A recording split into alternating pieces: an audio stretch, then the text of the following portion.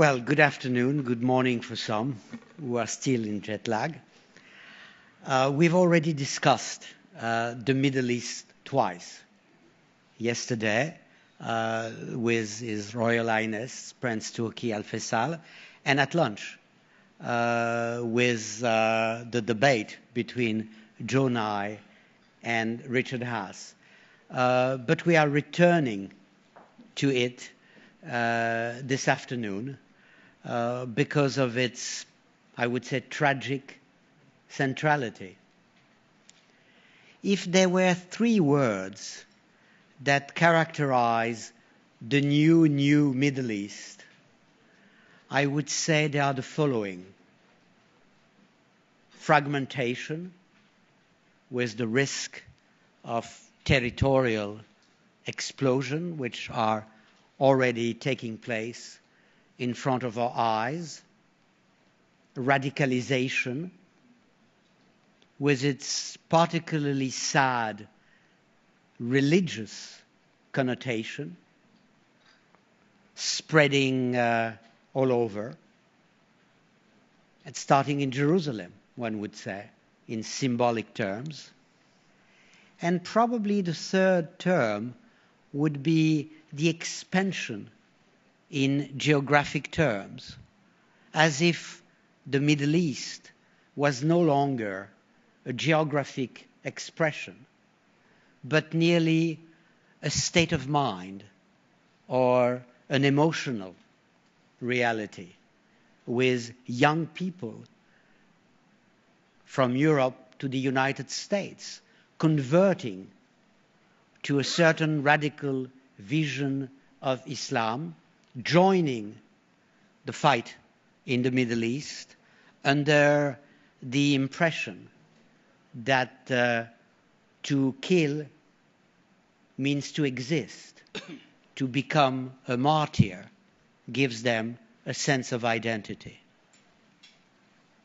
Beyond those three words, it seems to me that there are three key questions with which we should be dealing with. The first one is clearly, how do you contain, repel, eventually destroy what I will call from now on Daesh, which an expression which I like very much, all the more so that I don't know exactly what it means, but it sounds well. And it serves a clear purpose to delegitimize this challenge of an awful nature. Within the issue of fighting Daesh, there is a subtopic, which is, what do we do in Syria? There seems to be a consensus, at least in London and Washington, that family change is the right alternative to regime change. But is that realistic, given the competitive ambivalence on the subject of Syria of so many countries? One in particular, which is not represented in this panel, Turkey. What is the priority of Turkey? To fight Daesh or to contain Kurdish nationalism? And during the time of the siege of Kobani, we could have hesitation on the topic. The second key subject, of course, is the Middle East core conflict, the Israeli-Palestinian problem. When we speak of a two-state solution, are we paying lip service to an ideal? Are we really striving for an achievable goal? Or is it too late, given the radicalization of internal politics on both sides? given Hamas, given the movement to the right of Israeli politics, given also the weakness of American pressures and influence, in particular on that topic. The third question, of course, is the issue of Iran. Have we overestimated the political influence of the moderate? Have we been, again, in a field of illusion? I think looking at the Middle East, and in particular at the Arab-Israeli conflict, we can have two approaches.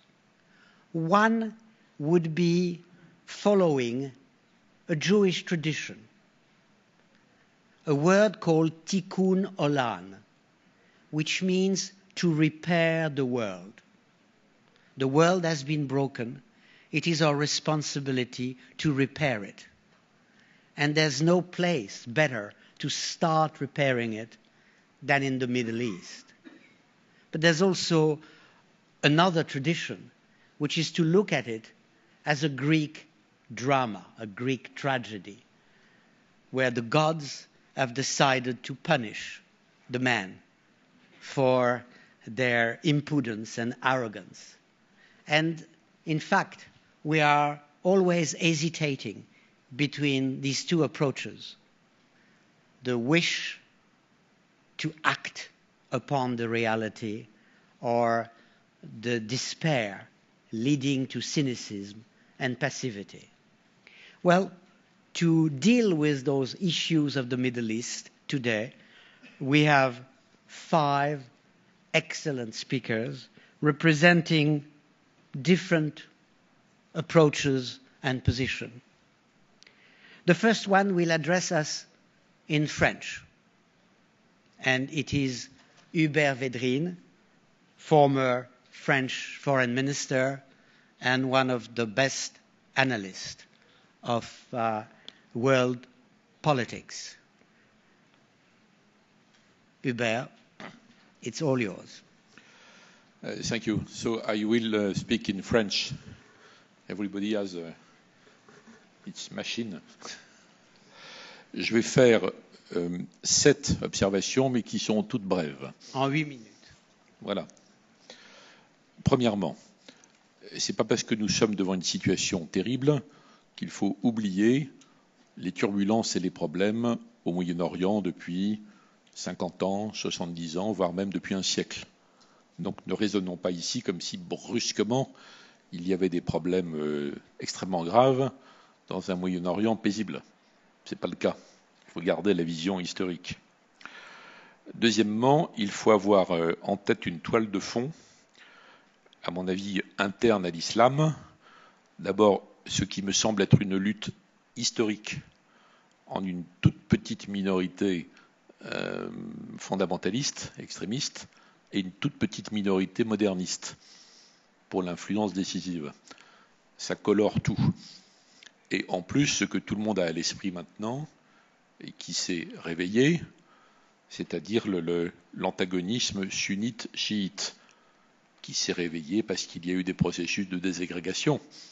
Mais c'est quand même un élément de toile de fond qui est très important et qui aggrave chacune des autres questions. Troisièmement, nous assistons à un processus schumpeterien, Schumpeter, de destruction créatrice. Enfin, on peut espérer que c'est créateur, mais nous assistons plutôt à la phase de destruction. C'est spectaculaire dans le cas de la Syrie, qui est une sorte de caricature tragique de ce que l'on a appelé les printemps arabes, avec beaucoup de naïveté. Mais c'est également le cas dans la situation de l'Irak, avec un processus qui remonte au moins à 2003, peut-être aussi aux erreurs de Saddam Hussein avant. Donc ce sont ces 2 cas particuliers qui créent la désagrégation de structures étatiques anciennes, dont on sait qu'elles remontent à la fin de l'Empire ottoman, et notamment à Saïx-Picot, qui crée le terrain, la disponibilité sur lequel Daesh s'est développé. Mais ça n'aurait pas eu lieu s'il n'y avait pas eu une série d'erreurs accumulées qui ont fourni des troupes pour ce mouvement. Après, il y a la particularité que c'est un mouvement terroriste qui veut se sédentariser. Donc là, on entre dans un autre scénario. Donc on a un cadre de destruction dont peut-être il sortira quelque chose, on ne sait pas encore quoi. Et l'élément kurde, tu as parlé du Kurdistan, l'élément kurde, jusqu'où va aller pour les Kurdes l'opportunité? Autonomie, oui. Si les Kurdes sont entraînés par cette conjoncture jusqu'à l'idée d'indépendance, évidemment, ils vont recréer une coalition contre eux. Est-ce qu'ils pourront garder la maîtrise de ça? Quatrièmement, il y a d'énormes incertitudes stratégiques qui s'ajoutent à ça. La première, à mon avis, elle est dans la politique américaine. Que va devenir la politique américaine dans cette région et sur chacun des sujets? Bien sûr, on pense à l'Iran. À mon avis, c'est très différent selon qu'il y a finalement un accord avec l'Iran ou non. S'il n'y a pas d'accord avec l'Iran, la situation n'est pas neutre, puisque les différents acteurs vont tirer des leçons de l'absence d'accord. Et il peut y avoir des réactions à ça. S'il y a un accord avec l'Iran, c'est une redistribution des cartes considérable qui va aller assez vite, à mon avis, après. Et évidemment, ça pose des questions aux autres partenaires essentiels du jeu, à commencer par l'Arabie saoudite. C'est très important de savoir comment l'Arabie anticipe l'éventuel accord et la dynamique qui en découle pour gérer ça. Il y a d'autres incertitudes stratégiques. La première que tu as mentionnée aussi, c'est celle dans la politique turque, qui a au moins un double jeu, peut-être un triple jeu. En réalité, on voit bien que sa vraie priorité, c'est d'empêcher le Kurdistan indépendant et large, mais il y a d'autres objectifs qui s'ajoutent et qui contredisent.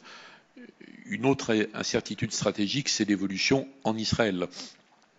La dynamique interne en politique intérieure israélienne, surtout tant qu'il y a ce mode de scrutin en Israël, est-ce que ça va aller jusqu'à fermer finalement toute hypothèse de solution, quelle qu'elle soit, ou non? Que devient Israël dans ce contexte? J'ajouterai une question, c'est est-ce qu'on peut imaginer si l'affaire d'Ukraine était à un moment donné dépassée, est-ce qu'il y a une possibilité de retour d'un jeu russe sur la question iranienne, sur la question syrienne, sur la question kurde? C'est pas immédiat, c'est pas urgent, mais c'est dans le tableau. Cinquième remarque, peut-être la plus difficile, c'est l'impuissance des puissances. Parce qu'on peut parler politique américaine, on peut parler de tout ce qu'on veut, mais l'impuissance des puissances habituelles est frappante. Les puissances extérieures sont comme des vulcanologues qui analysent une éruption volcanique, qui analysent les cendres qui redescendent. Où sont les leviers? Où sont les leviers politiques, militaires, économiques? Où est la volonté d'intervenir? Est-ce que les puissances ont la capacité interne, en termes d'opinion publique et de système politique, d'intervenir dans des politiques durables? La question se pose de plus en plus, en tout cas pour les démocraties. Tocqueville avait raison. C'est de plus en plus difficile pour les démocraties d'avoir une politique intérieure. D'avoir une politique extérieure à partir du moment où elles sont conditionnées par la politique intérieure. Quant à l'Union européenne, je n'en parle même pas. Sixième remarque, à partir de là, il y a des vrais risques. Il y a des vrais risques d'enchaînement, d'engrenage, qui ne sont entièrement contrôlés par personne. Quand on prend la question de Daesh, on voit que Daesh peut être endigué par des actions militaires diverses, mais pas éradiqué. Si la coalition voulait vraiment éradiquer, il faudrait qu'elle arrive à imposer en Syrie et en Irak une solution politique crédible et durable. Mais à ce moment, on se heurte à des contradictions complètes. Qu'est-ce qu'on fait avec l'Iran? Jusqu'où? Qu'est-ce qu'on fait par rapport au régime syrien? Ça, c'est le plus frappant. On voit les limites d'une action extérieure encore plus nettement sur ce point. Septième remarque, et j'en aurai fini, puisque c'est pour commencer, tout le forum créé par Thierry de Montbrial tourne autour de l'idée de meilleure gouvernance. Qu'est-ce que ça veut dire, meilleure gouvernance? Est-ce qu'on peut imaginer qu'on arrive à régler correctement l'accord avec l'Iran, que ce ne soit pas inquiétant pour les voisins, à remettre en marche une solution au Proche-Orient? Tout ça paraît utopique, plus la question sunnite-chiite. Est-ce qu'on peut rêver pour le Moyen-Orient un jour de l'équivalent de ce qu'avaient été les accords de Westphalie en Europe, grâce à Richelieu et Mazarin, je veux dire sous l'angle de organiser la cohabitation entre des régimes politiques différents et des croyances religieuses différentes. Une cohabitation durable, fondée sur la non-ingérence. Est-ce que c'est concevable un jour? On voit bien que quand on essaie de raisonner en termes de meilleure gouvernance, ou alors en reprenant ta formule Taïkoun, on voit bien que l'objectif est très très lointain. Donc je pense qu'on va plutôt raisonner step by step sur tout ça. Merci beaucoup. The second speaker is going to be Ribal Al-Assad, who is, among many other things, the chairman of the Iman Foundation. Please. Thank you very much, Mr. Mozi. And it's a great pleasure to be here amongst so many distinguished guests. Let me first start by saying that the situation we are in today, the problem that we are facing, around the world, Europe, Russia, China, the United States, of having the greatest menace and the greatest threat to our national security, it's not something new. And actually, I found it a bit astonishing that some people said that it took us by surprise.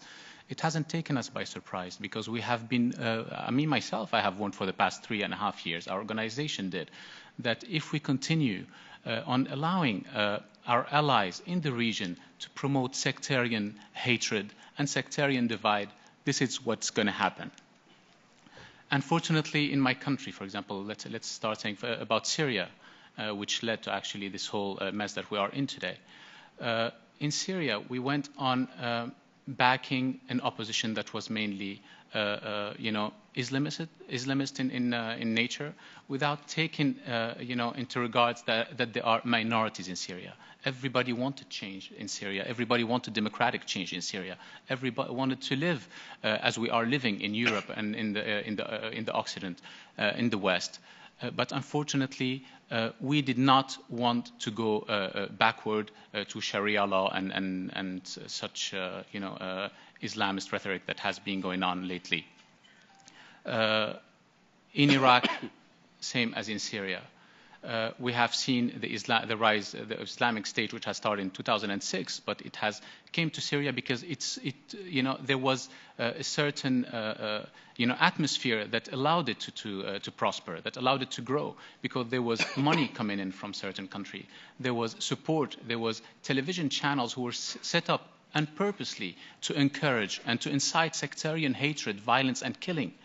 And we have been telling them, you have to shut them down if we want to see, people all around, the Middle East live in harmony. If we want to see genuine democracies taken on in the Middle East and beyond. Unfortunately, again, some of Syria's neighbors and other regional powers who are our allies, including Turkey, have not listened to that. Instead, they have incited, they have allowed foreign fighters to come into Syria. As Mr. Vice President Biden said lately, that our biggest problem in the region was our allies who did not want to listen to the United States when they said, please stop supporting those extremist factions in the Middle East. And this is exactly what has led to where we are today. Today there is a coalition. Everybody is in they're running around trying to find a solution to ISIS, and I think it's going to be very difficult because first of all, we're not after a brand name. The Islamic State, is just a brand. We're after the underlying ideology, which is the ideology of those Islamist extremists who believe in killing all those who do not share their perverted ideology. This is not genuine Islam. And as His Majesty King Abdullah of Saudi Arabia said lately, that this is not the true Islam, that we have to promote the true Islam and to be against fitna, because fitna is the biggest sin in Islam. And unfortunately, nobody has listened. Unfortunately, the same countries, some of them, let's say, give an example about Kuwait, where the United States said that one of the Minister of Justice in Kuwait was backing al-Nusra, was funding al-Nusra. All what he was allowed to do, it was to resign. He was not brought to justice, and this is not going to make the situation better. If we are to stand for our values, we have to stand for our values everywhere. We have to stand firmly and strongly for our values. We have to support the values of human rights, democracy, and human rights everywhere. If we want people to believe in the West's values, which are not actually Western values, they are universal values. And the problem today, we cannot lie or be hypocritical about it, because there are, as you know, satellite television, there are alternative media, and the people are able to see what's going on. They are able to see that there are, on one side, we are promoting democracy and freedom in one country, and on the other side, we are forgetting about other countries who are supposed to be our allies. So how could that happen? If we are to be for for democracy and freedom, as I said, we have to be for it and fight for it everywhere.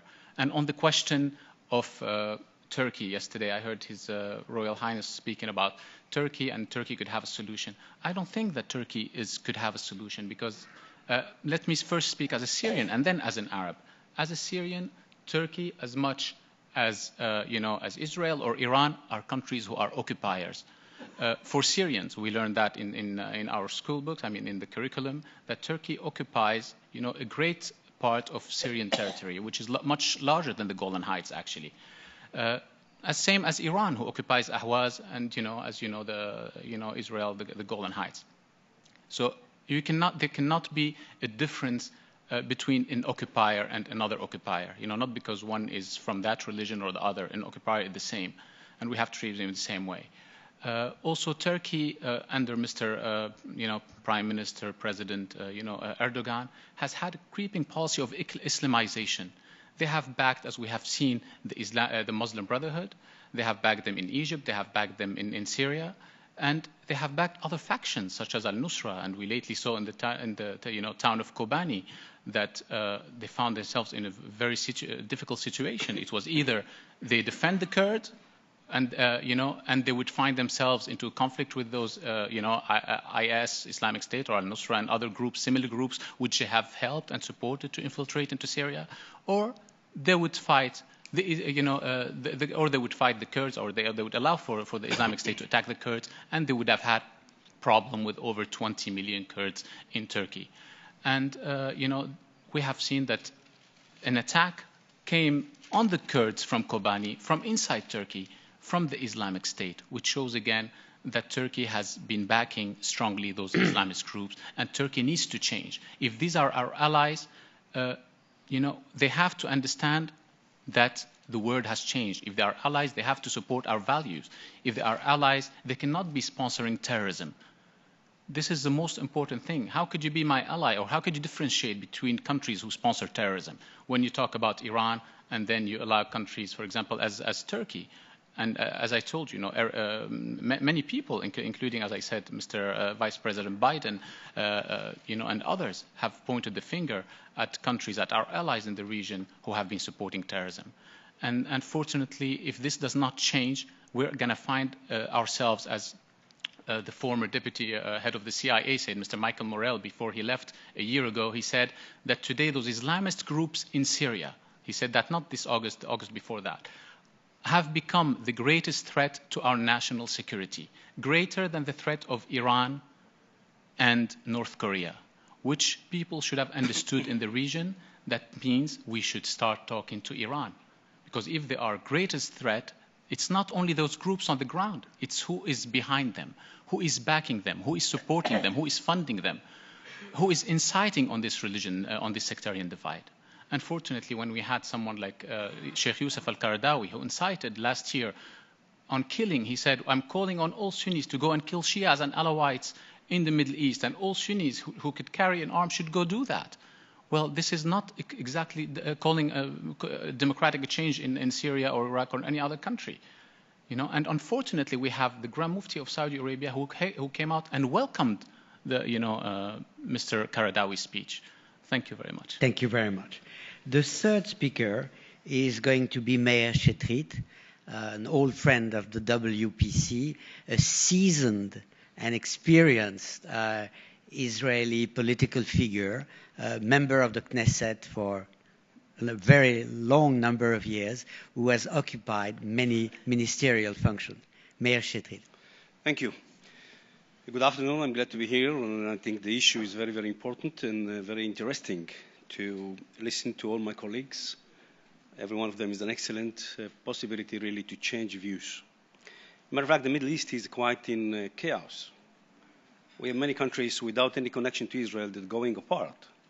Syria, Libya, Iraq, Yemen. What's going on there? It's really unbelievable. The one is one who follows what's going on in those countries. So I take Syria, for example, or any other places. There are a lot of terror organizations working over there, active over there. Everybody of them want peace, peace of Syria. There are in Syria alone almost more than 10 different organizations, including Ansar Bet al-Mikdash, Ansar Bet al-Mikdas, Al-Nusra, ISIS, Al-Qaeda, Hezbollah. Everybody works for his own target, everybody has his own plan about Syria, and Israel can do nothing except of opening a hospital with, on the border with Golan Heights and receive all those who have been injured in different, doesn't matter which side they came from, they can get treatment easy in this hospital, and those who are in bed injured are brought to Israel, to hospitals. We have in Israel today more than 300 families, 300 people from Syria are treated in the Israeli hospitals, and they bring the family coming with them, and they very wonder to find a different Israel than the image that they had before. Listening yesterday to Prince Turki, we speak, and I like the way he spoke. I like his sincerity and his frankness. And he said yesterday that Iran is very involved in all the activity of all those terror organizations. And if somebody have to testify it, I can be very good testifying for that. Personally, Israel have a possibility in which Iran have two big arms, one in our north and one in our south, the Hezbollah in the north in Lebanon, and the Hamas in the south in Gaza, both financed, trained, armed by Iran, with very, very heavy arming. Many times we stop ships which coming from Iran toward Gaza, or other convoys of weapons which goes from Iran through Syria to Lebanon. It doesn't matter what the United Nations make decision over there. It doesn't matter UNIFIL. Hezbollah today have more than 100,000 different missiles, much more accurate, much more long range, much more heavy, threatening Israel. Same situation was in Gaza as well. So we are living in a very difficult neighborhood. And what's made me wonder is the fact that in this situation today, we find ourselves as Israelis fighting together with many of the radical of the Islam countries against the radical Islam. At last, many countries understood that Israel was standing alone in the front of fighting terror, and now we are fighting together against the radical Islam. You see, even Iran have some of its fight with the ISIS. But many other countries understand now that the terror is a threat, not only to Israel, but to each and every one of them. And in this situation, it was could be a very good opportunity to have arrangement or peace with all those Arab states if we didn't have the problem, which is the main obstacle, is the Palestinian Authority and Palestinian state. I disagree with my colleagues which spoke at lunch today. They say it's impossible to come to a solution. I totally reject it. I believe that we have no other chance or no other choice but to come to a solution and to establish a Palestinian state alongside with Israel. Even Netanyahu is saying it. Netanyahu today in his party is considered to be leftist. He said it in the Knesset many times, that he's for a solution of two states to two people. The problem is that he's a better talker than better doer. And I think that in the situation in which we are, we have no other alternative. And that's the reason why I personally believe that the only way to do it is through the Arab Initiative. And again, I come to the speech yesterday of Prince Turki, Al-Faisal. And I agree almost with every word he said about it. Why I support it, and I support it not today. Today it's a retrospective, it's not a big wisdom. I support it from the first day it came to the world, 2002. I tried that time to convince Ariel Sharon to give up the disengagement from Gaza and call Riyadh and ask, and tell them, we accept your initiative, let's talk about it. And I was very glad to hear Prince Turkey spoke on the last year in Monaco, and yesterday again, that he said we are open to talk, we're willing to talk.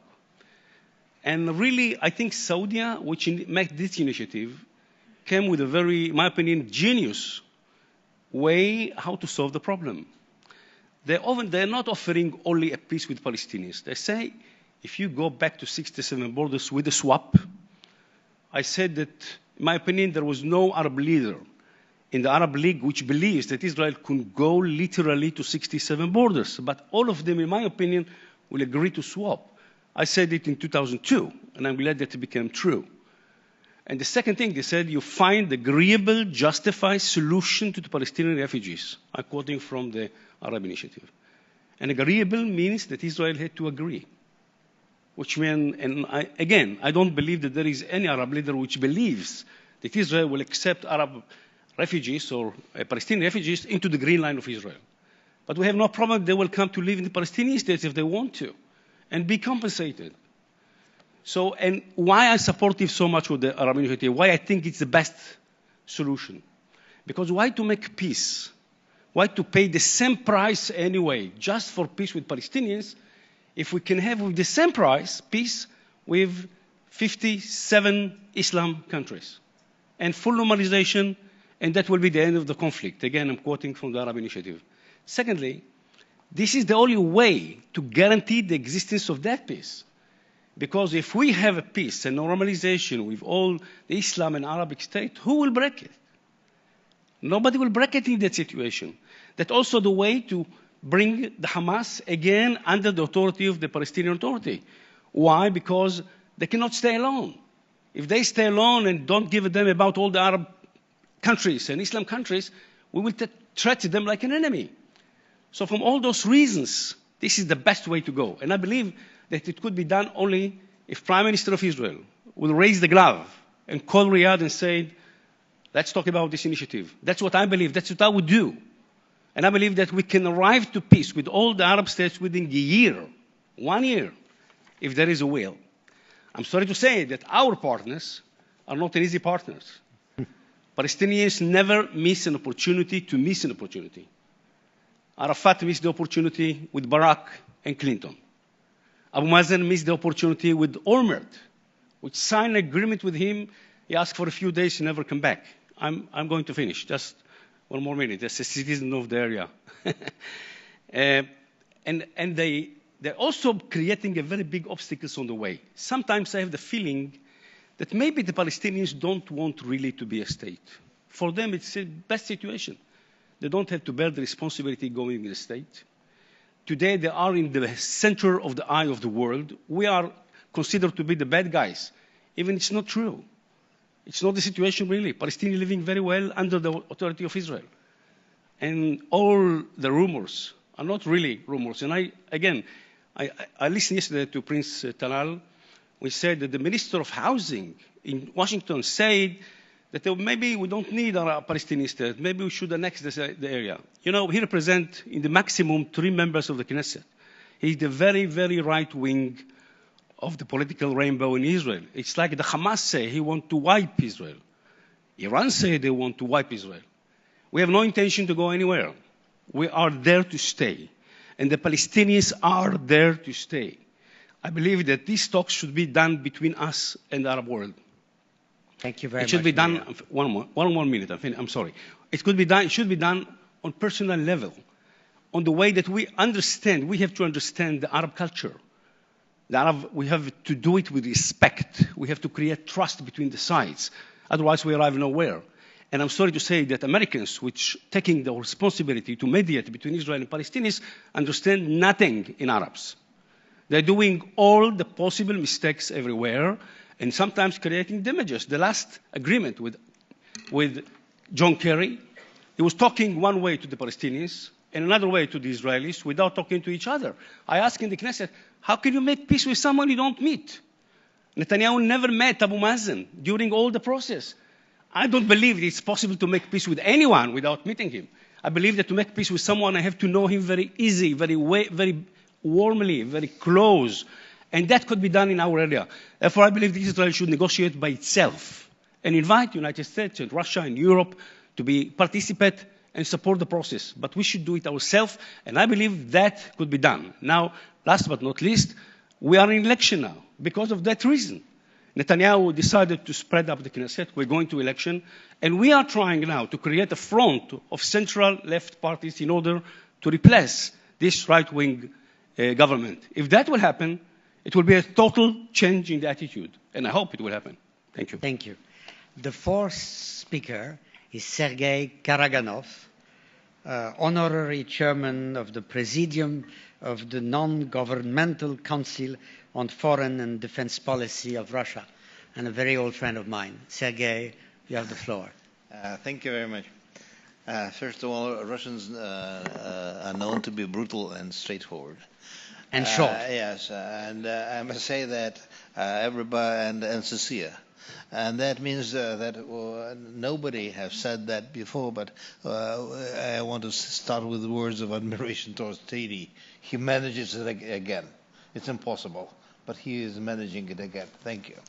Now I'm going back to the subject, and the subject is, I look at it from a different angle. About 13 years ago, a group of eminent former senior intelligence officers came to my office, and it happened after NATO started a land invasion into Afghanistan. Most of them were Afghan veterans. And they told me, Professor Karaganov or Sergei, could you please explain why? Are they preparing a foothold to attack Iran? That's the only explanation. I brought them to the map, of course, and I saw that it's impossible to attack Iran from Afghanistan. And I tried to explain them that it was simply incompetence. And I must say that looking at the policy of my country and the policy of most of the Western countries towards that era during all these years, I must say that we have contributed to the deterioration of the situation immensely. It was a combination of impotent incompetence or incompetent impotence. So when communists went there, well, let's put it this way. I mean, the situation is much worse than it was 100 years ago when the Muslim empire collapsed. Then, for the time being, I mean, it was divided into sub-colonies. And then everybody started to compete with everybody. Americans threw away Brits and the French. Whether the situation got better or not. Then Soviets ran in. And of course, I mean, they started to compete with everybody else, propping up their so-called allies and imposing their socialist or our, whatever they were, not mine, communist and social idea and socialist ideas on the population. Of course, it backfired immensely. It was absolutely masochist policy towards the former Soviet Union because, I mean, the more we imposed socialism on them, the more money they demanded from us. But finally we collapsed also because, by the way, the Soviet Union was the biggest donor of aid, including to the countries of the Middle East. It was the biggest aid donor in the world. And now we're having the same kind of policies which are being conducted by our Western friends and colleagues. I mean, when countries are seriously imposing or trying to impose democracy, it's again a masochism. I mean, the more democratic these countries are, the more anti-Western they are. It's obvious. We have to acknowledge that this group of countries or this area is going through a difficult civilizational process which implies at this juncture a deterioration. And we have to deal with it with open eyes. So what could we do? We should not interfere. Be with the democracy or with the rule of law or with everything. Let people of this huge area decide for themselves, develop. What could be my direct advice? I mean, even at a panel like here, we are advising ourselves how to interfere. I mean, the more we interfere, the worse it is for the peoples of this area. So what could be done? Stop exporting democracy or socialism or whatever.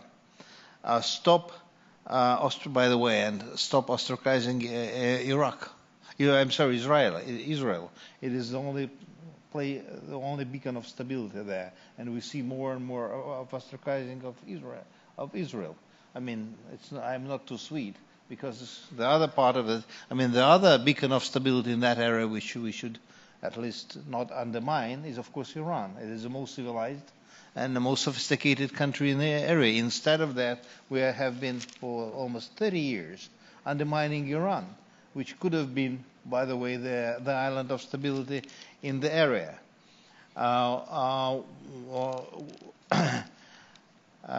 What could we? I mean, if you want, I mean, positive advice of what could be done, go to Russians.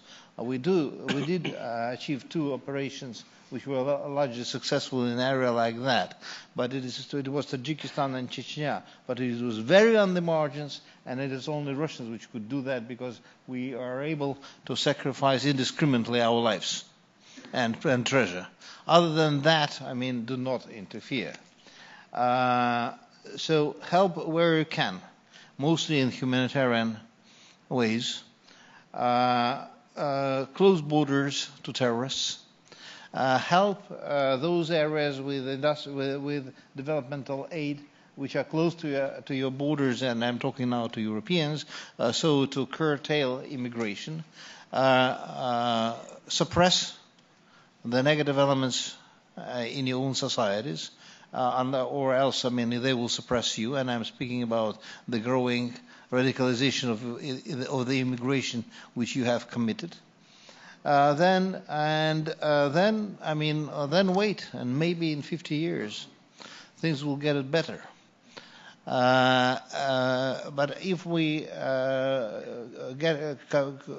we continue to involve ourselves with incompetent impotence or impotent incompetence, we are sure to make things worse. The only thing we could do useful, well, there are several things. One is educate these people. I mean, some of these people. So, because the more there are well-educated people there, the better it is, especially with the higher education. And then understand that we are unable to do much. Thank you. Thank you very much, Sergei. Last but not least, Miguel Angel Moratinos, former Minister of Foreign Affairs of Spain. If there is peace one day in the Middle East, historians will pay tribute to a man who worked passionately for the cause of peace in the last decade. Miguel. Thank you, Dominic. Historian will pay tribute if we succeed, no? But unfortunately... If there is peace, that's what I said. We are full of frustration. No? So thank you for Thierry and organizers to give us the opportunity to continue to debate the Middle East issue. I think Ambassador Wu, the Chinese ambassador yesterday, started his intervention saying there was 4 main issues in the global governance, and the first one was the Middle East. And when we are trying to really identify the new reality of the Middle East in this kind of new global world, that we use new words like global, smart, green, we are becoming familiar. There are 2 concepts that have to be applied to the Middle East. That is complexity and uncertainty. And that makes me think about the famous quotation of President Charles de Gaulle when he started his visit to the Middle East. He said, "Je pars au Levant complexe avec des idées simples." And what is going on is that we are trying to solve the Middle East with simple ideas. Maybe we have to come with complex ideas. So I have not so much time, but I think the Middle East deserves all this time because it's the quintessence of the new challenging world, where all traditional security concerns, territorial, military intervention, oil, energy, trade, converge to the new challenge of today's world, that is global terrorism, food security, water scarcity, cultural divides. And that's what we are so much engaged, what we are so much preoccupied, what is going on. So my second reflection is that what to do? Well, this kind of international fatigue. Everybody is fed up about the Middle East, and everybody is more fed up about the Palestinian-Israeli issue. No way. It's a kind of utopia. The ones who believe in future peace is because we are considered like idealists, people who can still try to make peace in this region. And we should answer, the partners, the parties, Arabs, Israelis, Iranian, Turkey, but the so-called West, the European and Americans, we should ask ourselves, what has to be done? Let's continue business as usual. That means what happened during the last 4 years, that what I can qualify is the drone diplomacy, is the drone military action, and in the Middle East, the drone diplomacy. Yes, Mr. Kerry tried his best with all methods and all approach. But there is no strategy. I don't think we have to interfere, my dear friend. But I think we should have a strategy. Can we ask what is the US strategy in the Middle East? Maybe they have one. I have some doubts about the European strategy.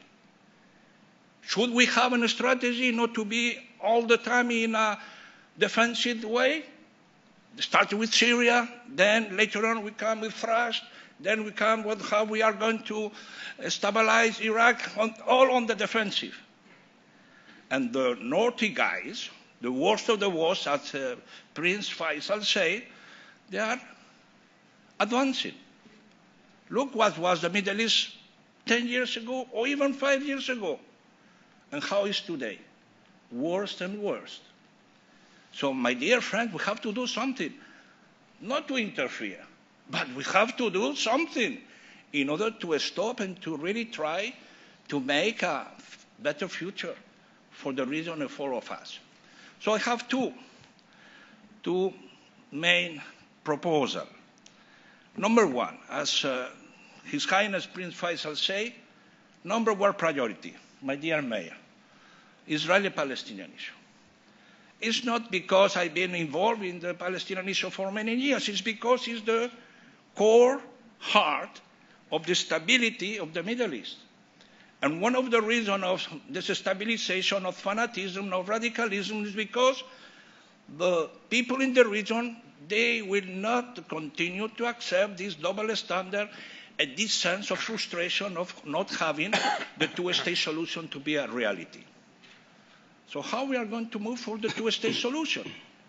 Because we all agree about the two-state solution. It has been even approved in the Security Council. But my dear Israeli friend and my dear American friend and some Europeans are afraid to recognize the Palestinian state. They said we will recognize only after negotiation.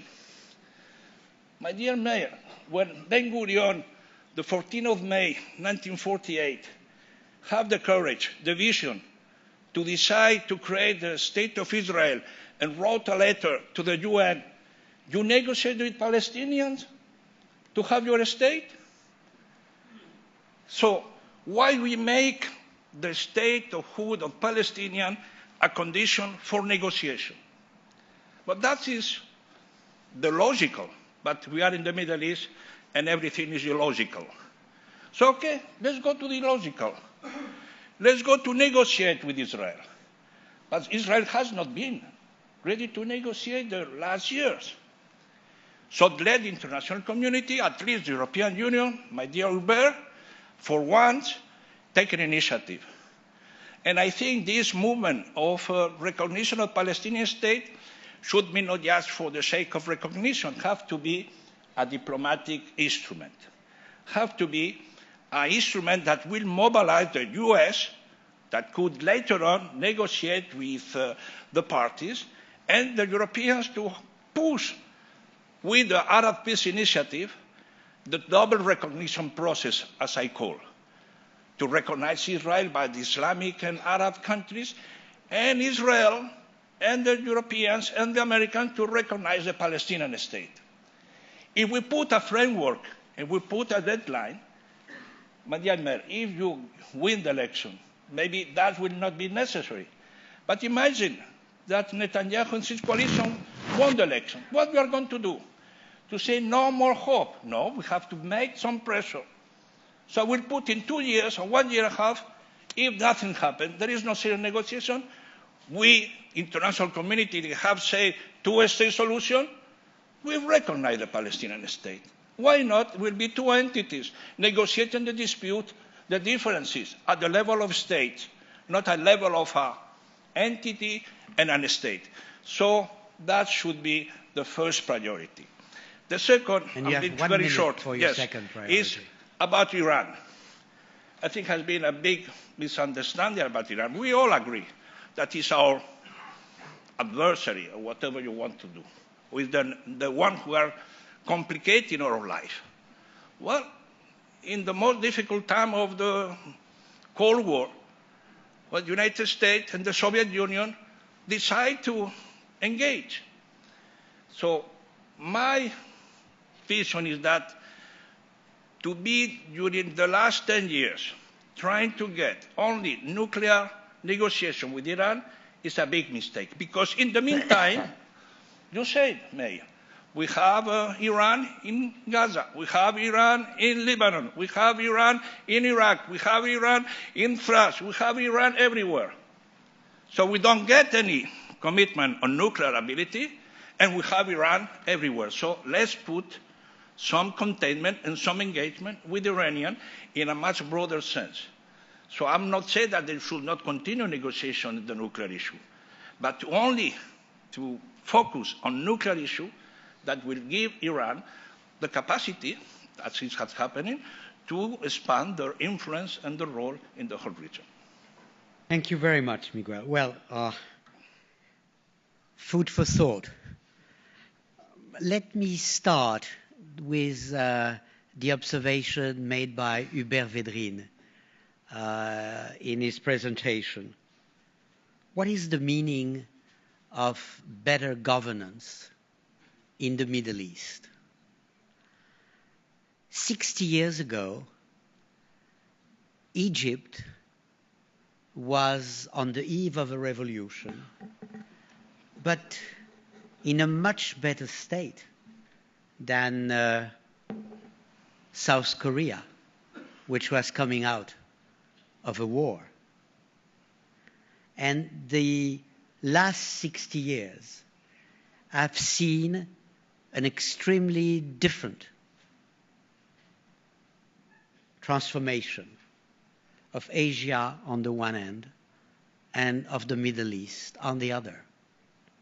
There was miracle in Asia. There was, to say the least, no miracle in the Middle East. Why is it so? I think to a large extent it is a question of governance.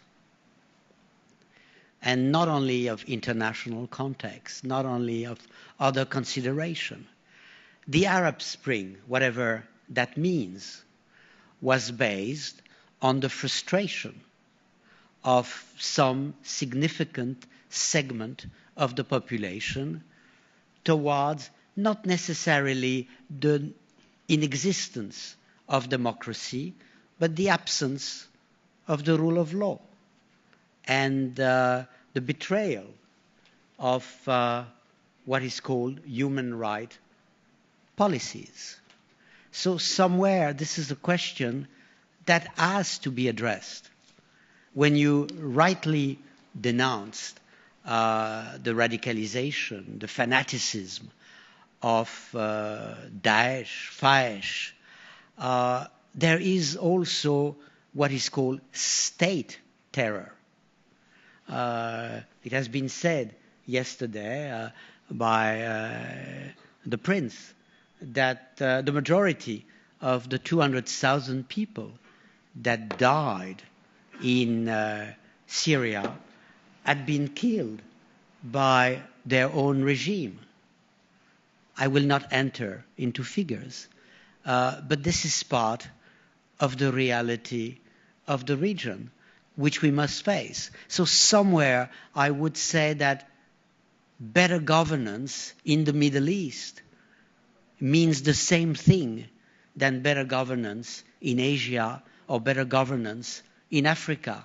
I'm not calling for the imposition of Western democratic models onto the region, but I'm calling for the simple existence of what people describe as the rule of law, because I believe it's very important.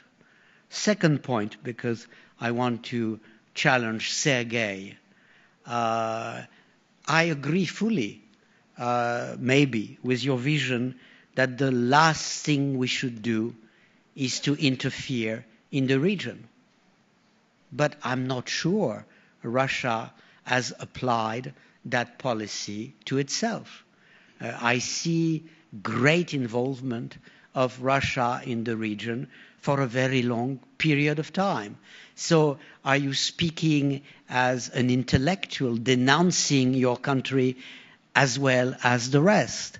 That's fine. I mean, you are an independent speaker, but it seems to me that it should be applied to your country as well as to the other. When it comes to Meir, I feel terribly close to what you say. But are you very representative of society? Yes. Of the political body? Not necessarily. And if you are, you have to prove by making an alliance of the moderate that you can make a difference. And unfortunately, the moderate in power did not necessarily make a difference in the past. You could say that, repeat that formula, the Palestinians never miss an opportunity to miss an opportunity, but I think the reality, to use the word of Miguel, is more complex than that simply. So I think we have a lot of question to raise if we want to be true to ourselves and to the audience. Sergei. First of all, I mean, thank you. I applied it fully to, of course, to my former country, Soviet Union. Russia is less involved now, but if we're involved, I will condemn it. Of course, what I have been saying, and I will want to reiterate, and here I would disagree with you, Dominique, a little bit. You said it's about a question of governance. I'm saying it's a question of culture. It's much deeper than governance. I think that fantastic Muslim Arab civilization is living through a difficult period. European civilization lived through a difficult period, from 6th to 11th, 12th centuries, before producing fantastic results. Now we have the same happening to the Arab Muslim civilization, and if we interfere, it wouldn't help. It would only deteriorate things, because that would create, and that is creating, hatred towards the outside world and excuse for themselves not to do things. And I must say that the more we are aloof, the better it is for the people, because, of course, it wouldn't take 6 centuries, like in Europe, to recuperate this time, I hope. Thank you. Meir? Yeah, I would like to answer to your question. I think first that we've been very close to agreement in the past. Therefore, I said they missed an opportunity. Olmert, as a prime minister, I was a member of his government, his cabinet. He signed an agreement with Abu Mazen in his home.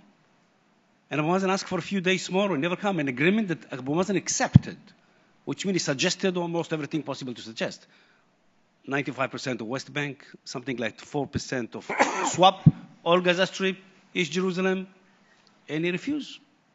So we have a problem as in Israelis because usually when there is a clash between rational people and people who don't take it rationally, you speak to the rational always, not to those who are not.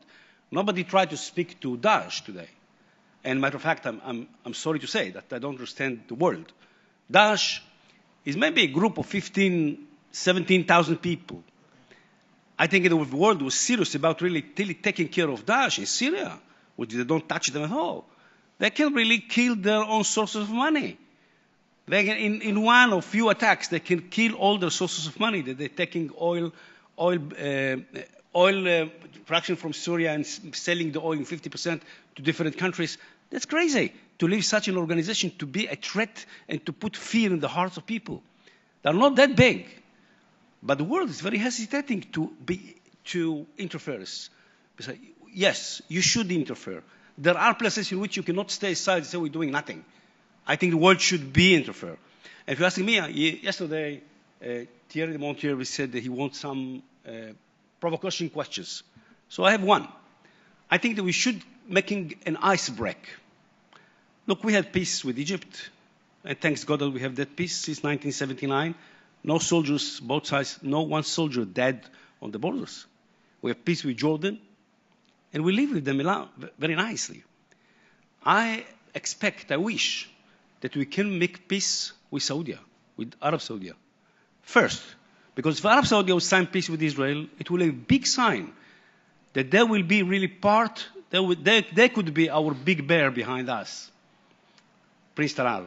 And they could be the one who can call together all the Arab states and move the process, because nobody have any doubt that the solution would be establishing a Palestinian state side by side with Israel. Yesterday, Prince Talal said, and he's quite right, I believe in it with all my heart, that with the Jewish mind and our money, we can change the world. It's true. When you think about the fact that today in the Middle East, there is purchase of weapons every year in the amount of something like $200 billion. Think what we can do with that money for the benefit of people, for food, for housing, for health, for different places. Israel has a very good economy. In Israel, at least, we have a good economy. We have a strong army. We're not afraid. We never ask anybody to fight for us. But we would like to live peacefully. 75% of the Israeli people and 75% of the Palestinian people are supporting peace and supporting two states to the people, according to the polls done in Israel. The problem is not the people. The problem is leadership. And leadership still, I'm sorry to say, they don't taking decision. I hope, and that's what I'm doing in my life. I push all the time to be in the parties and to push this idea ahead, that there will be a government which will make the decision. And I believe, my friend Moratinos, it's not a matter if you negotiate or not. If there is a will, Arafat used to say it all the time. I met with him many times. He always used to say, if there is a will, there is a way. Which means, if somebody will make a decision to make peace, suppose that Netanyahu will answer Abu Mazen in the United Nations and said, Abu Mazen asked borders of 67, around 67 borders with the swap, and he wants to have a capital in East part of Jerusalem. Suppose Netanyahu will come up in the United Nations and say, you know what, I accept. Let's make now a decision, and let's discuss the borders. What will be the borders? Pasir. Who cares? Do you really think that any Palestinian care where the border will pass, or any Israeli care really where the border will pass? We would like to be boring state. No news, nothing. We'd like to live, everybody is tired from us. You're right. Even us, we're tired from ourselves. Jews and Palestinians as well. We would like really to live in peace. In our families, I'm sorry to say, every family in Israel lost their child in wars. So many since Israel was established. We would like really to live like everybody else in the world without worrying what's going to happen tomorrow. Today we are always in stress. While you have apropos, Iran, which I didn't answer before, we cannot allow a situation that Iran will have a nuclear weapon. And I think that the Americans should not allow it, not because of Israel. Because if they allow it, it will change the Middle East totally. Iran is a danger to the world. If Iran will have a nuclear weapon and they try to maneuver all the world, if they have a nuclear weapon, it will not be long before you find a nuclear weapon in the hands of terrorists. So think about it. Otherwise, nobody can explain why Iran is developing missiles for 3,000 kilometers, covering all Europe. What for? To Israel, it's much less. They don't need 3,000 kilometers. So we have to take care of it. And I think that the world cannot stay aside and say nothing happening. When Ahmadinejad stayed in the United Nations said we should wipe Israel off the map. That's crazy. So we have to take him seriously. People say, don't take it seriously. Yes, we are taking it seriously. We cannot ignore it. We have to protect our existence and we will not give up. We are not going to give up ever. Because I believe, we hope, that it will be a diplomatic solution. And diplomatics say that the war is a failure of diplomatic efforts. And I believe that, I believe in diplomatic solution. I wish there will be a diplomatic solution. I think we understood that. But we cannot really accept it. I will give the floor out of democracy to Miguel, who has asked it, and to Hubert. Well, about not interference, I think, I understand your point, but it's how we are going to accept that hundreds and thousands of civilians are killed. We don't interfere. We don't intervene. We have in UN. Lately, there has not been too many good things from UN, but one thing was responsibility to protect. So sometimes we have to interfere. Yes, you have to interfere if you want to make people survive. And you have to interfere because the parties are asking to interfere to make peace in the Middle East between Palestinians and Israelis. It depends.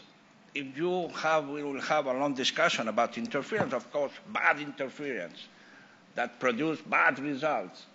Nobody wants that. But it could be a good interference, number one. Number two, on the two-state solution, I think in Iran, we come to the conclusion everybody agree and everybody will be happy. Mayor, I fully agree with you. And which brings why this Arab peace initiative is not implemented. Why you have not been ready to... The best guarantee for the future of Israel is to have a full diplomatic and relation with all Arab world. It's much better than the American support and guarantee, I can assure you.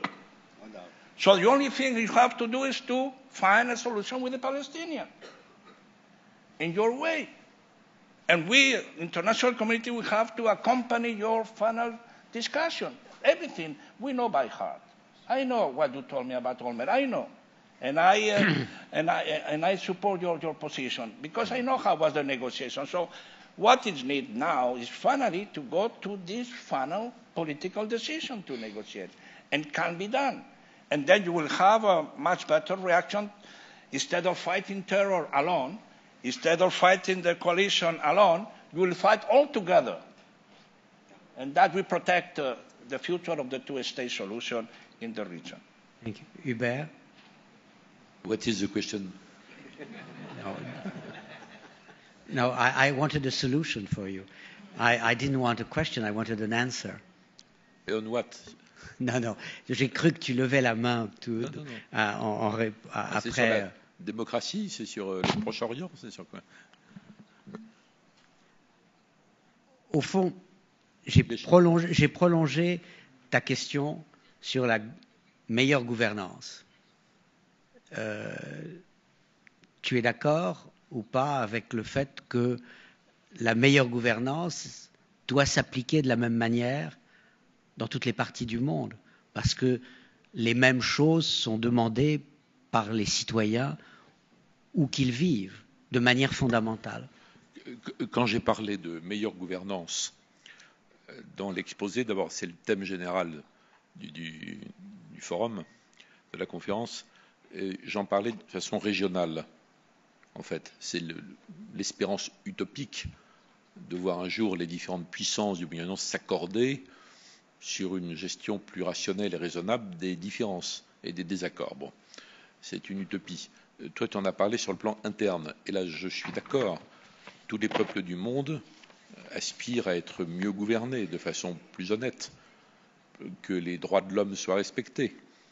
Mais je ne pense pas que tous les peuples du monde veuillent copier la démocratie occidentale, d'abord parce qu'elle ne marche pas très bien, elle est fatiguée, on le voit à différents signes, le niveau d'abstention, le niveau de contestation au nom de la démocratie directe, et aux États-Unis, l'envahissement par l'argent dans la démocratie, qui est devenue une véritable maladie par rapport à ça.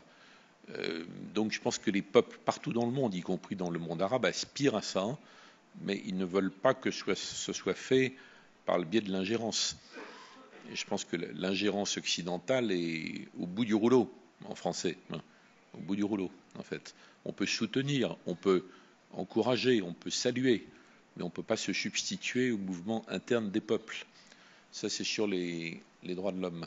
Mais quand on revient aux questions dont on a parlé, notamment la question, le blocage sur le Proche-Orient, il est évident qu'on n'aboutira jamais s'il n'y a pas une coalition positive pour aider les Israéliens à sortir du piège. On voit bien d'ailleurs que beaucoup de grandes figures, de grands écrivains, de grands intellectuels israéliens disent « aidez-nous à sortir du piège ». Et le piège, je l'ai mentionné tout à l'heure, entre autres, c'est le système électoral israélien.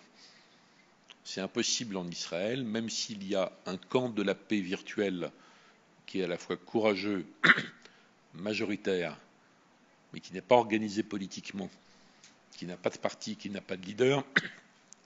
C'est impossible pour un gouvernement quel qu'il soit de prendre des décisions courageuses parce qu'il a toujours besoin de petits partis nationalistes ou religieux extrémistes.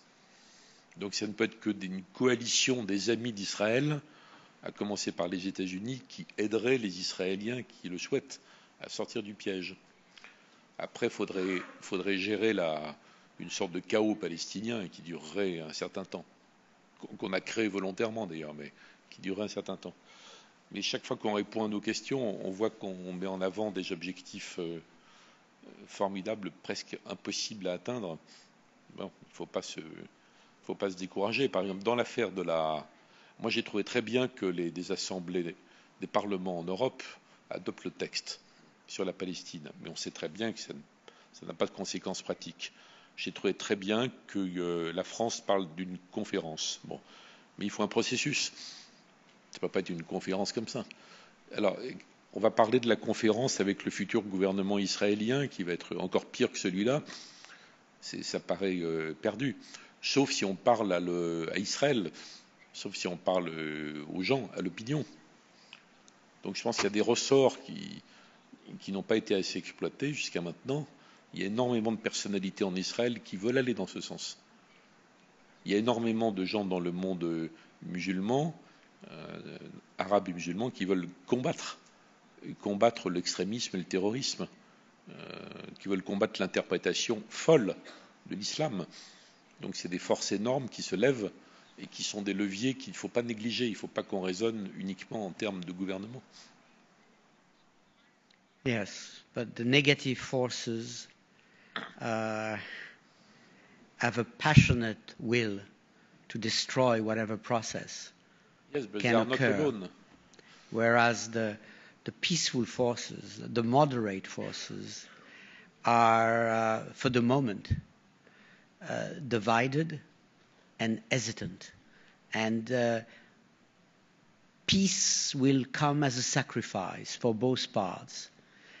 And that sacrifice must appear as justified, because clearly the alternative is suicidal, or you have some part of confidence in the fact that the sacrifice you make will be followed by substantial and long-term reward.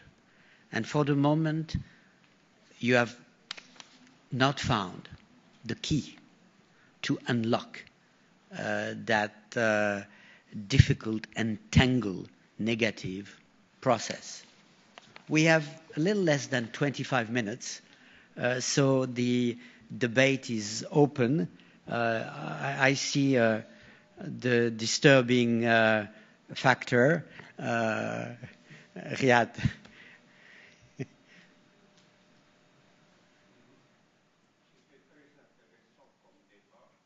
J'ai une petite observation, un commentaire et deux questions qui ne sont pas provocantes. L'observation est qu'on a dit, et je crois, que les conflits et les guerres au nom de Dieu ne se terminent jamais, parce que Dieu n'est pas là pour trancher. Ça, c'est la première observation. La deuxième, les questions sont les suivantes à M. Meir. Que pensez-vous du projet d'un État juif comme condition pour accepter deux États en Palestine et en Israël? Ça, les premières questions. Deuxième question à M. Assad. Vous êtes président d'une association de liberté. Où était la liberté avant 2015 en Syrie, 2011 en Syrie? Merci. Shall we take another question and then you answer, please?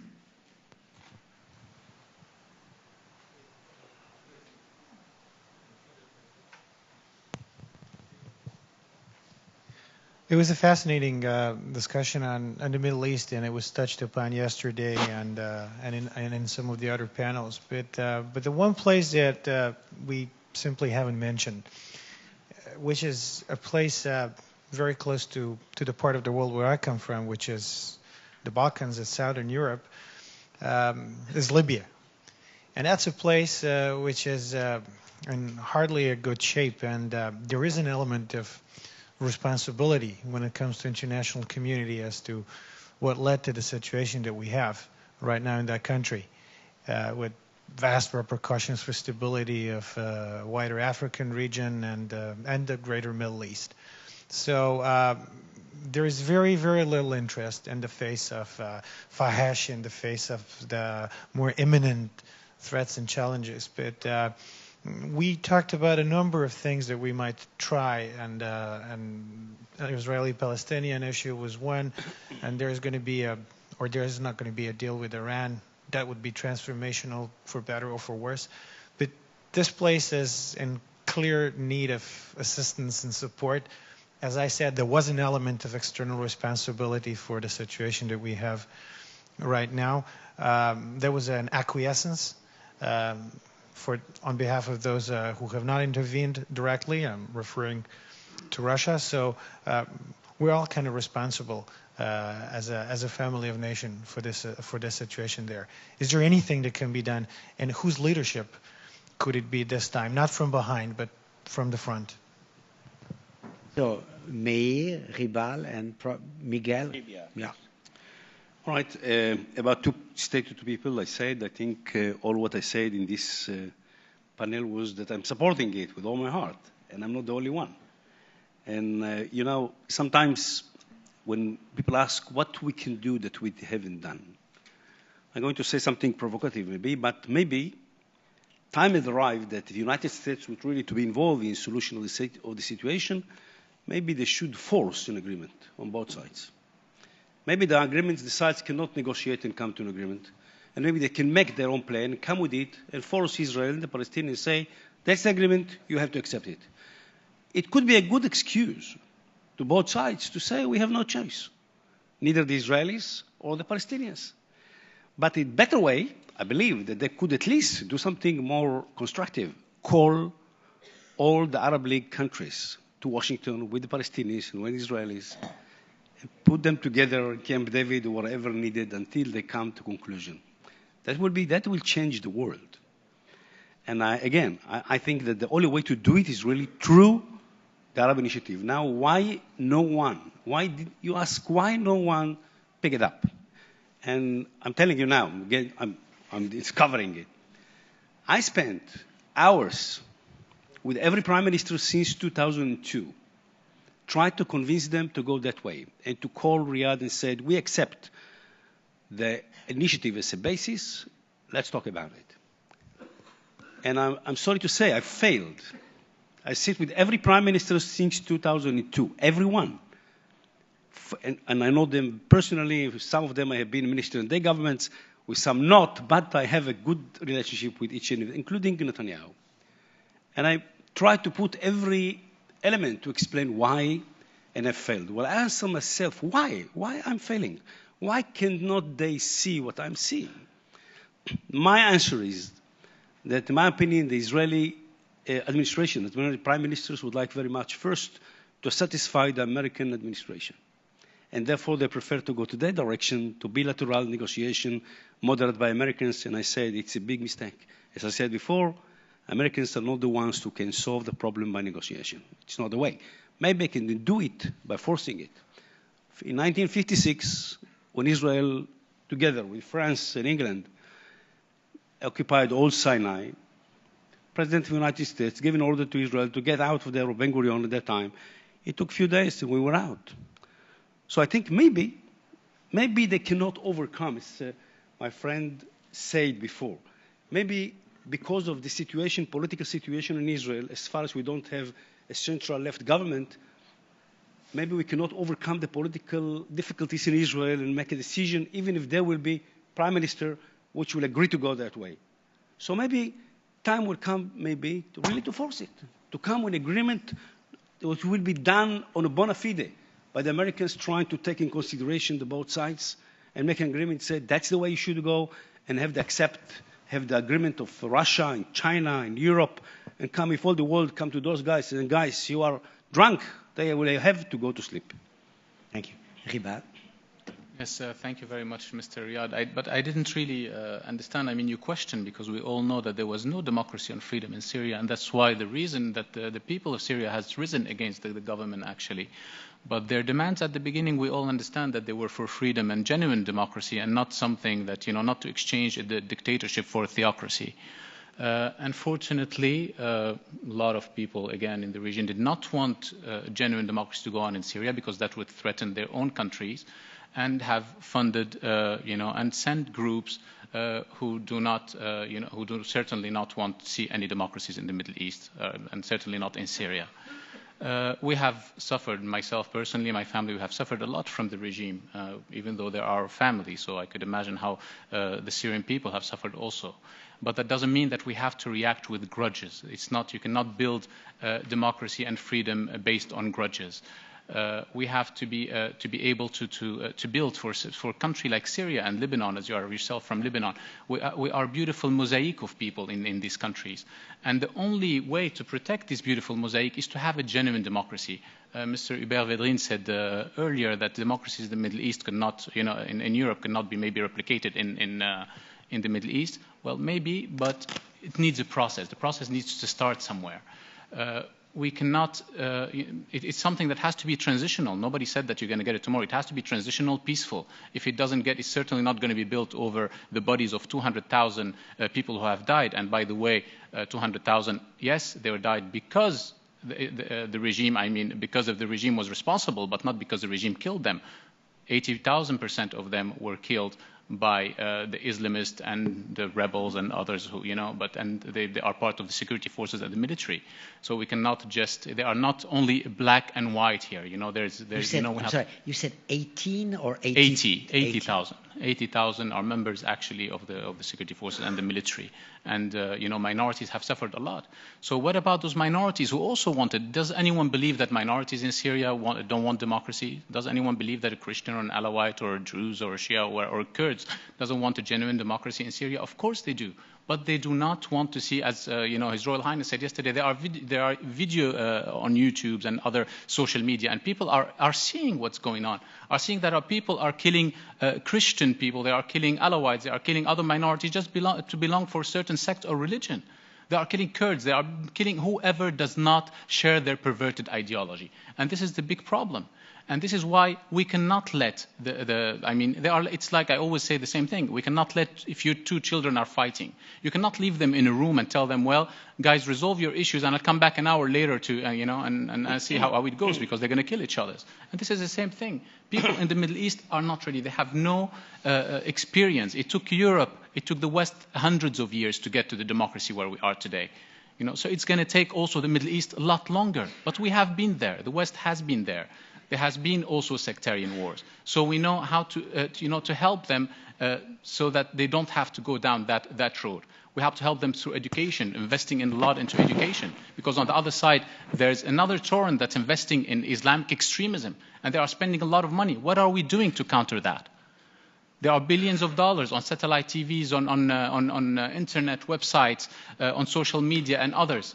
You know, just a month ago, the information minister of Saudi Arabia, Minister Khoja, issued a decree to close down a satellite TV that is based in Saudi Arabia and that incites hatred, killing, and violence against minorities. You know, and unfortunately, the next day he was sacked, and the TV was reopened again.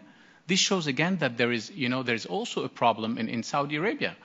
You know, the king. We all know, you know, and we have, you know, between my father and I mean, there's an old friendship which His Royal Highness knows very well, and between him and the king, and we trust in the king. But unfortunately, Saudi Arabia, when we talk about the kingdom, is also not one current. There are currents in Saudi Arabia, like many other countries. Some want to go forward. Some want to fight extremism. Some want to put those ISIS, al-Nusra, as a Muslim Brotherhood on the list of terrorism. But on the other hand, there is a very strong current who is stopping that. And this is why we have to come together. And as I mean, when I talk I was raised in the West. I was raised in France. I've studied in the US. I've studied in the UK. I've been living since I was 9 years old abroad. So I consider myself as a citizen of the world and not just as a Syrian. As we have to come together and help the people, and we owe it to them because they look up to us. When they are looking for, when they went into the streets and asked for democracies and freedom, they were looking up to us. They were looking west. They were looking on the lives that we have, and this is that was their example. And we can only do that if we come together, if we leave our differences aside. I mean, with China, Russia, the problems that they have with the US and Europe, and we have to put our differences aside. Why? Because we all share one common enemy. There was fascism and Nazism at one time. Today we have Islamism, and if we don't come together to defeat it, it is threatening each one of our countries. You know, Europe today is saying, after 4 years, they are saying now again that there is, all those foreign fighters that are going to Syria are becoming the greatest threat to their national security. But also there are conflicting reports. The Europeans are saying there are 3,000 fighters, Western fighters, that went into Syria. Eric Holder from the US said there are 7,000 Western fighters. There's a big gap between both. 7,000, it's very dangerous. Those people, once they go get trained and they get, Islamicized and they come back to Europe, what are we going to do about them? How could you stop them? First of all, you shouldn't have allowed them to go there. But now, how are we able to stop those extremists going there? And you read other reports saying that the extremists, the foreign extremists, not Western, the foreign extremist number in general is 15,000. How could there be 7,000 from the West and another 8,000 from all other Islamic countries? This does not make sense. The number must be 10 times higher because of lack of education, because of poverty, because of all of that. If there are 7,000 from the West, there are certainly 70,000 from other countries. Thank you very much. Miguel? Yes, Libya is a proof of what Dominique Moïse said at the beginning, no? The extension of the geography of the Middle East. Of course, Libya could become a new Afghanistan. And it's the perfect, let's say, explanation of my intellectual debate and political debate about good interference and lack of involvement. I mean, in Libya, unfortunately, has been a lot of bad interference and no post-conflict follow-up after the decision really to change regime in Libya.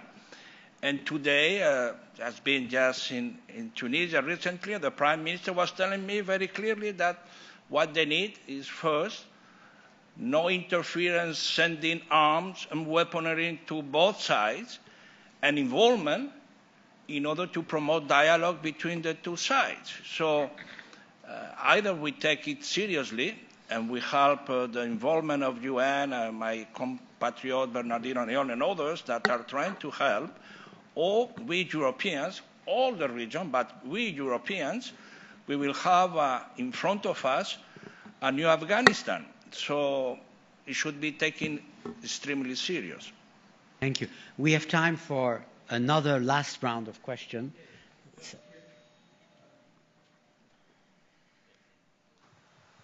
Thank you, Mr. President. I'm just the chair. Okay, chair. Okay, Mr. Chair. Minister Vedran, Minister Shetrit, and Mr. Assad spoke all of them about Turkey, and therefore I would like to underline some points. First of all, we have the common responsibility to reverse the tide of extremism, sectarianism, terrorism, and so on.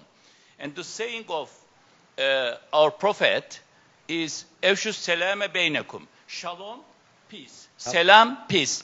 Spread selam among you. Salam alaikum. Now, in this case, we should avoid the misuse of religion in the Middle East, especially Daesh and the others. Concerning the Turkish policy towards the Daesh, Turkey shares 1,295 kilometers borders with Syria and Iraq. It is not easy case. Any threat emanating from this geography has serious adverse effects on Turkey.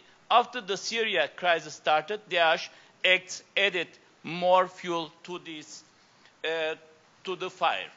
This is one point. The other one, the Kobani case. We are fighting against the terror organization PKK since 1984. This is recognized also internationally as a terror organization. Now, it is not logical to expect from Turkey to change its policy by 180 degrees. It is very difficult. But Turkey, on the one side. On the other side, we have more than 2 million. The official figures are 1,500,000 refugees in Turkey. And the spent amount is more than, until now, $5 billion. This is a big problem, and therefore, air operations against Daesh should continue, but it is not enough. Airstrikes solely cannot eradicate extremism. This is right. There is a need for a more holistic and comprehensive strategy addressing the root causes. And a part of the international coalition against Daesh, Turkey has been emphasizing every time that the success is a wished result. Turkey is wishing a success in that direction. But Daesh has been effective thanks to the air support it receives from different parts. This is a big problem. Now, concerning the free zone dispute, of course, Syria is not supporting, but Turkey is not supported by better understanding of the terror organization, and the problem is a little bit complicated, and therefore we should sit down and negotiate further. Thank you very much. So the last point. Yes. Oui, juste une question. Il y a un sujet que vous n'avez absolument pas abordé et qui pourtant me semble être au cœur, non pas du problème israélo-palestinien, mais du problème de l'ensemble du Moyen-Orient, qui est celui du pétrole. Peut-être parce que s'il y a mauvaise gouvernance, c'est largement lié à l'argent du pétrole. Je voudrais quand même avoir votre réaction face à ce qui est en train de se passer. Quelles vont être, à votre sens, les conséquences du contre-choc pétrolier, largement instrumentalisé, me semble-t-il, par l'Arabie saoudite, je l'imagine avec la bénédiction des États-Unis, sur un certain nombre de pays? Alors, dernière question, et en fait, on n'a plus de temps. Donc, j'interromprai très vite ce débat. Vous n'avez plus de micro, même. On ne veut plus. Vous êtes punis. Thank you very much. Be as quick as possible. Just from the perspective of Morocco, what's happening in the region has serious consequences. And one of the consequences, and I would love to have the comments of the panel on that, is that the attractivity of political Islam that we had, and let's say take the Turkish model, was very attractive within the region. is not anymore very much so attractive. And this has changed as a roller coaster. I mean, you know, you take 2010 and you take 4 years later, this is a complete change and a sort of normalization of Turkey in terms of projecting an attractive model for, you know, let's say political Islam or countries that are Muslim countries. And I would like to have your take on that. And this is a good news, basically, from my point of view, but you know, not necessarily for everybody. I'm afraid, as the representative of the organization, we'll have to close. I will make 2 quick comments, moving away from my role of moderator. On the issue of Turkey, the comment from Morocco is very interesting.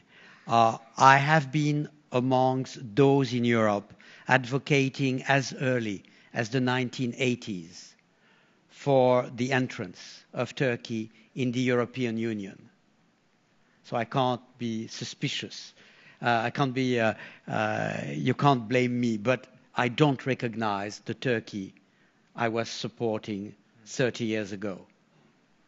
And you have to ask yourself why those who were so much for Turkey have growing doubts about the cause they were supporting. On the issue of oil, you just have to look at the last cover of The Economist, sheikhs versus shale. And the answer that is given is not the one you are suggesting. There is tension between Saudi Arabia and the United States on that issue, an element of objective rivalries which pushes the price of oil down, which not necessarily is a good news either for Russia or Venezuela, among others. And we have to close there. I want to thank you very much all for this very lively debate. I'm not sure we are much closer to the cause of global peace in the Middle East, but I just hope we are not further away after the debate. Thank you very much.